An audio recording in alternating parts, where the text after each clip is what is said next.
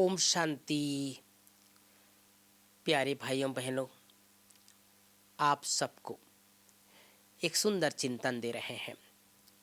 कई बार कई भाई बहनें कहते हैं कि आखिर हम क्या चिंतन करें और चिंतन करने की सहज विधि क्या है। इसीलिए आप सबके सामने ये छोटे छोटे विषय जो हम सब के लिए बहुत उपयोगी है, आज हम जिस विषय के ऊपर चिंतन या मनन करने जा रहे हैं और वह है 5 युग का चिंतन। 4 युग के बारे में दुनिया वाले जानते ही हैं, लेकिन हम सब बाबा के बच्चे 5 युग के बारे में जानते हैं और वो 5 युग का चिंतन भी हम सबको बीच बीच में करते रहना चाहिए। पहला है सतयुग। बीच बीच में हम सबको सतयुग में जरूर जाना चाहिए। श्री लक्ष्मी श्री नारायण का राज्य। बाबा की मुरली में कई बार हम सुनते हैं, बाप और वर्षे को याद करो। तो कई लोग वर्षा कैसे याद करें, ये इस चीज़ को समझ नहीं पाते हैं। बाबा को याद तो जरूर कर लेते हैं, लेकिन वर्षा को याद नहीं करते हैं। तो हम सबको वर्षे को भी याद करना है, और वर्षा है स्वर्ग की बादशाही अर्थात सतयुग। श्री लक्ष्मी श्री नारायण का पद। थोड़ी देर के लिए स्वर्ग में पहुंच जाना चाहिए हम सबको। कैसे प्रकृति हमारी दासी रहेगी, कितना सुंदर महल होगा, सोने का सिंहासन होगा, महल के सामने पुष्पक विमान होंगे, देवी देवताएं कैसे हर्षित मुख रहेंगे, कितना सुंदर राज्य होगा। इसकी चर्चा भी कम होती है, इसका चिंतन भी कम होता है। लेकिन हम सबको बीच बीच में अपने पहले युग सतयुग के बारे में जरूर चिंतन करना चाहिए। दूसरा युग है त्रेता युग।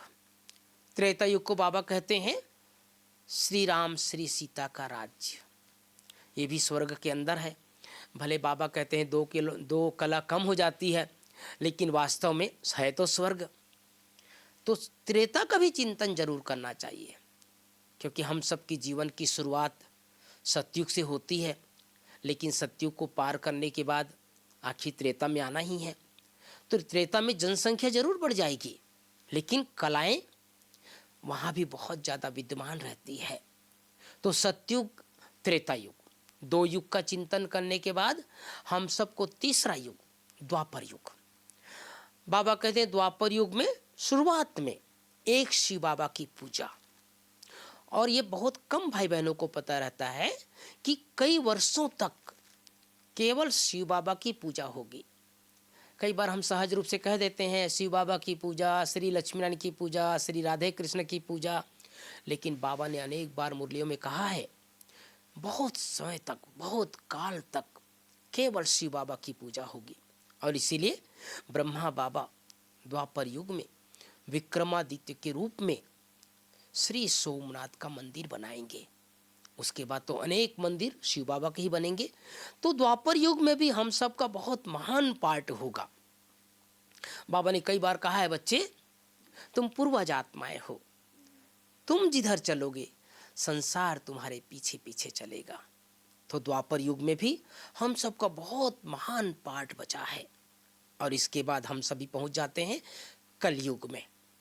अभी कुछ दिन पहले बाबा ने बोला था, तुम सबके जीवन में 3/4 सुख रहता है, केवल 1/4 केवल थोड़ा सा जीवन का भूभाग, जीवन का हिस्सा दुख में बीतता है। तो ऐसा नहीं कि कलयुग में हम आते ही दुखी हो जाते हैं, या कलयुग में आते ही हम सब जो है जीवन का बहुत निम्न स्तर पर पहुंच जाते हैं। ऐसा नहीं है।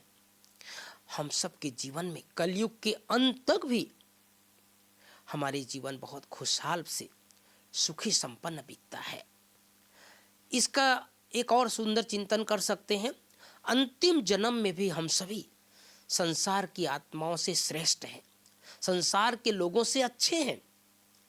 तो आप अपने पिछले जन्म को देख सकते हैं, उसके पिछले जन्म के बारे में अनुभव कर सकते हैं, क्योंकि धीरे धीरे धीरे करके हम नीचे आए हैं। तो ये इस युग का भी चिंतन जरूर करते रहना चाहिए। और 5वां और सर्वश्रेष्ठ युग संगम युग, जिसका दुनिया को पता नहीं है। वैसे तो बाबा कहते हैं कि सतयुग और त्रेता के बीच में भी संगम होता है, त्रेता और द्वापर के बीच में भी संगम होता है, द्वापर और कलयुग के बीच में भी संगम होता है, लेकिन उसे पुरुषोत्तम नहीं कह सकते। पुरुषोत्तम संगम युग कलयुग के अंत और सतयुग के आदि में। इसीलिए हम सभी पुरुषोत्तम बनने वाली आत्माएं हैं। ये पुरुषों से उत्तम बनाने वाला जीवन है। तो हम सबको इस पुरुषोत्तम संगम युगी ब्राह्मण जीवन का भी जरूर चिंतन करते रहना चाहिए। इसीलिए इस जन्म का बहुत बहुत महत्व है, इस युग का बहुत महत्व है। भले थोड़ा सा समय रहेगा, भले थोड़े से समय में ये युग समाप्त हो जाएगा, लेकिन इसका आधार चारों युगों में है। जो संगम युग में अपने जीवन को श्रेष्ठ और महान बना लिया, वही चारों युग उनका श्रेष्ठ और महान बीतेगा। इसी समय हम सभी स्वयं भगवान को तन मन धन से मददगार बनते हैं। मनसा वाचा कर्मणा से भगवान की यज्ञ की सेवा करते हैं। तो हम सबको प्रतिदिन थोड़ा समय निकाल करके 5 मिनट 10 मिनट ये 5 युग का चिंतन जरूर करते रहना चाहिए। सतयुग, त्रेता युग, द्वापर युग, कलयुग और संगम युग। ओम शांति।